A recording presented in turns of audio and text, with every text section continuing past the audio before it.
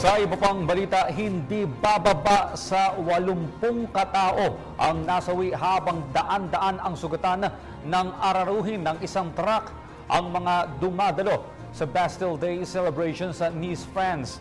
Kinumpirma ni French Interior na napatay ang suspect ng barilin ito ng mga pulis. Kinilalang suspect na isang French-Tunisian at residente rin ng Nice. May sakay umanong pampasabog, granada at iba pang armas ang naturang driver. Pinangunahan na ngayon ng Paris Prosecutor's Office ang investigasyon sa naturang pag-atake. Inilockdown na rin ng mga otoridad ang lungsod ng Nice sakaling magkaroon pa ng ibang pag-atake sa lugar. Samantala, pinalawig pa ni French President François Hollande sa 3 buwan ang state of emergency na nakatakda sana magtapos ngayong buwan. Isinailalim ang buong bansa sa state of emergency matapos ang Paris attacks noong Nobyembre.